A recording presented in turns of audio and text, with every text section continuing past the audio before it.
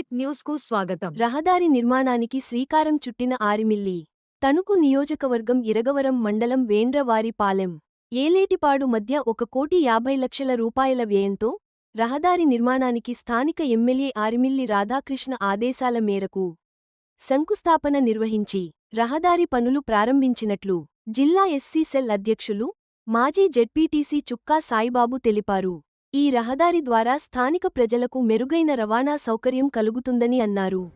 ఇరగవరం మండలం యాండ్రవారిపాలెం నుంచి ఏలేటిపాడు వెళ్ళేటువంటి ఆర్ఎన్బి రోడ్డు నిర్మాణ పనులు శంకుస్థాపన ఆరిమిల్లి రాధాకృష్ణ గారి యొక్క ఆధ్వర్యంలో పెద్దల సమక్షంలో జరగడం చాలా అభినందనీయం.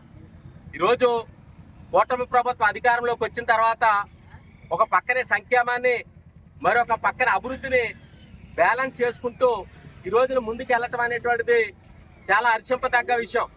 ఎందుకంటే ఈ రోజున ఆరిమిల్లి రాధాకృష్ణ గారి యొక్క ఆధ్వర్యంలో ఈ తణుకు నియోజకవర్గాన్ని ఒక మోడల్ నియోజకవర్గంగా అభివృద్ధిని సంక్షేమాన్ని బ్యాలెన్స్ చేసుకుంటూ ముందుకెళ్తూ ఒక పక్కనే ప్రజల యొక్క సమస్యలు పరిష్కరిస్తూ ప్రజల యొక్క ఆలోచన విధానం ప్రకారం కొనసాగిస్తున్నారు ఆరిమిల్లి రాధాకృష్ణ గారు.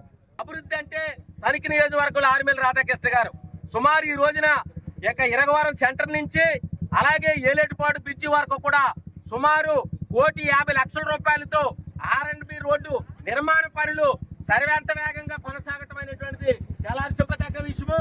మరి ముఖ్యంగా ఈ రోజున ఒక పక్కనే పేదలకు సంక్షేమాన్ని అందిస్తూ మరొక పక్కనే గ్రామాలకి రోడ్ల సదుపాయము, అలాగే డ్రైనేజీ వ్యవస్థ, అలాగే మౌలిక సదుపాయాలు, వాటర్ ఫెసిలిటీస్ అన్నింటినీ కూడా సమకూర్చేటువంటి ఏకైక ప్రభుత్వం కూటమి ప్రభుత్వం ఈ నియోజకవర్గంలో ఆరిమిల్లి రాధాకృష్ణ గారికి దక్కుతుందని సభాముఖంగా తెలియపరుచుకుంటూ మరి ముఖ్యంగా ఏ సమస్య ఉన్నప్పటికీ కూడా మరి ఏ సంక్షేమం అందాలని ఎవరైనా ఆశించినప్పటికీ కూడా ప్రతి ఒక్కరికి కూడా అవసరతను తీర్చేటువంటి ప్రభుత్వం కూటమి ప్రభుత్వం అని తెలియపరుచుకుంటూ మరి ముఖ్యంగా ఈ రోజున రాజధాని నిర్మాణ పనులు జరుగుతున్నాయి, అలాగే పోలవరం నిర్మాణం జరుగుతున్నాయి, ఎయిర్పోర్ట్ నిర్మాణం జరుగుతుంది.